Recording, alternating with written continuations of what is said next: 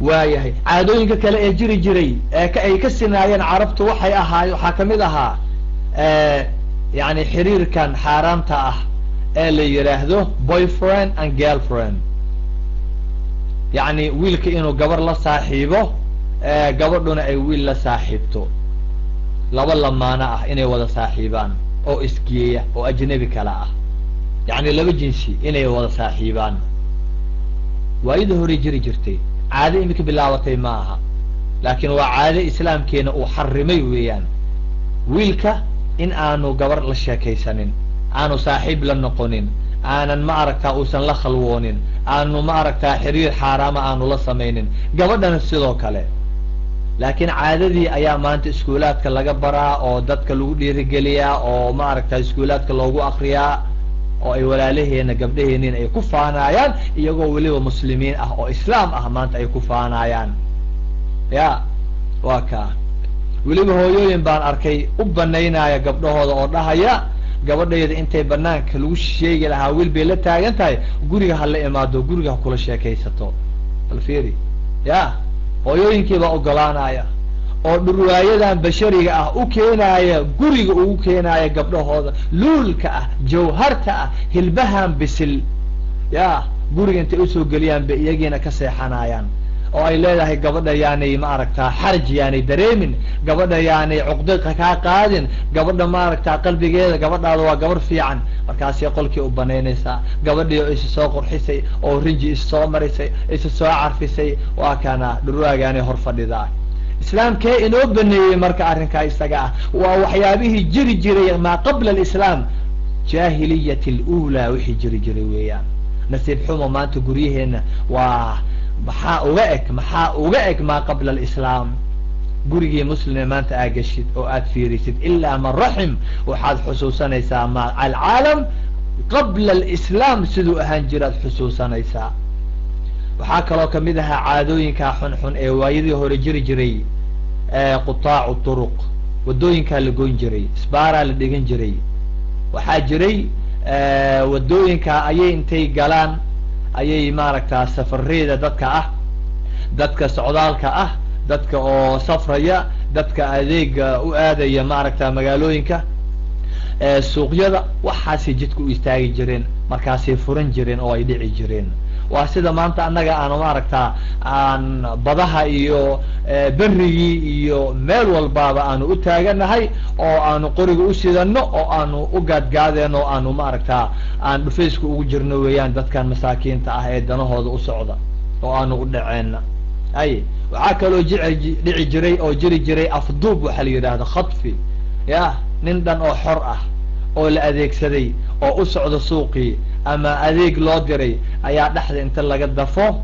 maaragtaa lasoo iibsan jiray oo magaalo kale la geyn jiray oo laga dhigi jiray addoon. maxaa ka fara badan dad fara badan oo addoomo ahaa, dad xorriyadoodii laga qaaday. waxyaabahaas oo dhan waa caadooyinkii xumxumaa ee ka jiri jiray jaziirat alcarab maa qabla alislaam. waxaa kaloo kamid ahaa caadooyinka aad bay runtii u fara badan yihiin, laakiin in un baan kasoo qaadanaya. waxaa kaloo ka jiri jiray dagaalo joogto ah oo aan bilow i dhammaad midna lahayn. dadku aad bay dagaalada u jeclaayeen, waxay jeclaayeen inay hadi jeer dagaalamaan oo ayan dhigin qoriga, ayan dhigin ayan seefta iyo maaragtaa mindida iyo ayan dhigin iyo warmaha. waxay isku dagaali jireen sabab midda u yar, waxaan waxba ahayn ayay ku dagaalami jireen. wax walbo ay rabaan inay dagaal ku kiciyaan, waxaa laga yaabaa inay ku dagaalamaan faras, laba faras oo wada tartamaysay oo midkood uu badiyey, sideed iiga badin kartaa, waadi khayaantay. markaasaa dagaal bilaabanaya. ceel baa laga yaabaa in laisku qabsado, dhulku abaar buu ahaa, dad baa wax qodanaya ama meel baa balli baa biyo maaragtaa in yar ku haraya, meeshii baa marka anaa waraabsanaya iyo anaa kaaga soo horreeyey, anaa kaaga soo horreeyey. gabar baa laga yaabaa, maxaad gabadhayda u fiirisay, gabadha maxaad iiga soo xumay, waxyaaba laga heshiin karaaya. dagaalkaas bilowdana waxaa laga yaabaa sanooyin inuu socdo. ya waa sida midkood uu u yidhi, anigoo oyn rabaa saca seenta igu dhuftay,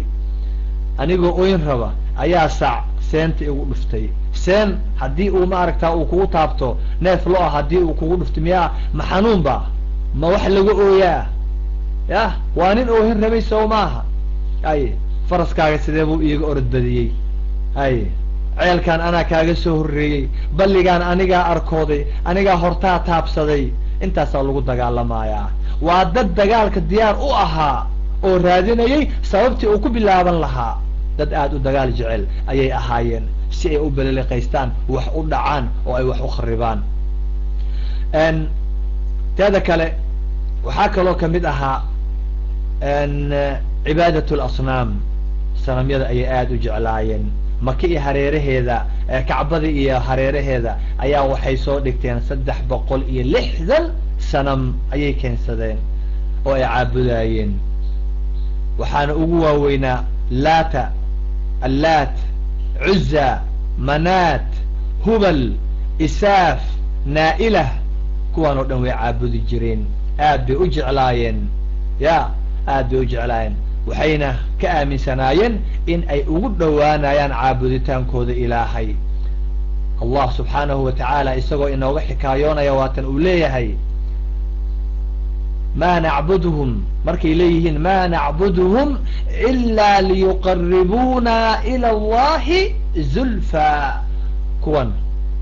waanu ognahay inaanu ilaah ahayn laakiin waxaan u caabudaynaa waxa weeye in ay inoo dhoweeyaan ilaahay ilaahay bay inagu xiraayaan ilaahay iyo annaga ayay u dhexeeyaan oo wasiilo weeyaan ilaahay si toosa uma caabudi karaan waxay aaminsan yihiin sanamyadan in ilaahay loogu dhowaanayo waa waxyaabo badan oo uu tusay ayay kamid tahay shaydaanku uu u qurxiyey waxaa kamid ahaa raggan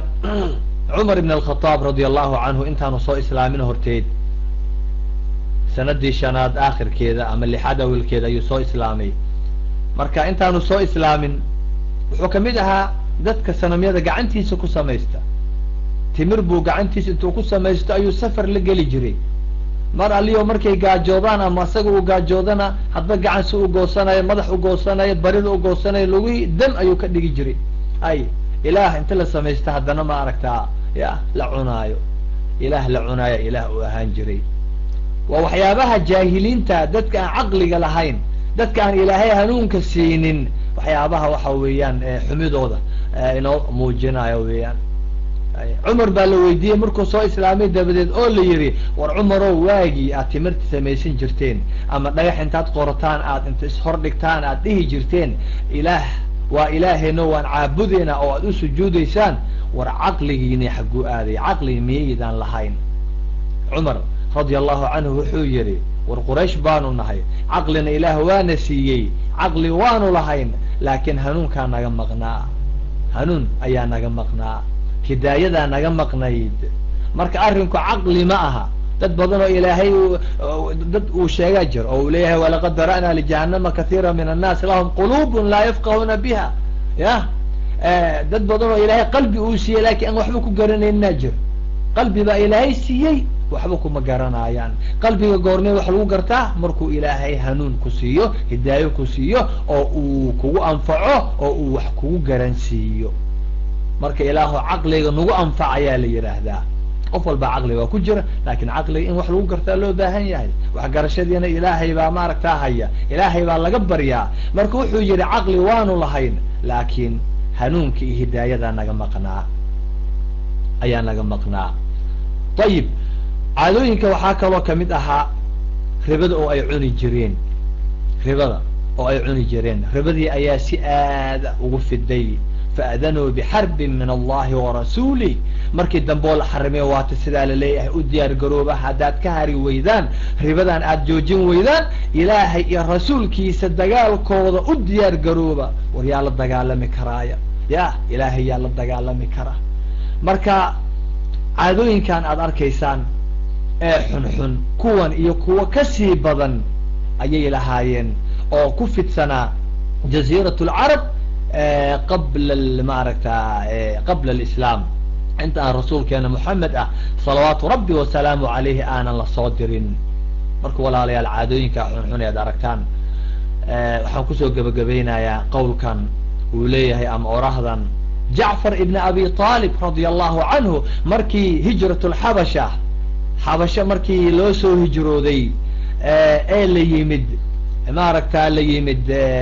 ardu xabasha boqorkii meliku najaashi loo yimid waatuu boqorka hortiisa intuu istaagay uu yidhi ayuha almelik kunaa qawma ahla jaahiliya nacbud اlasnaam ونأكل الميتة ونأتي الفواحش ونقطع الأرحام ونسيء الجوار ويأكل القوي منا الضعيف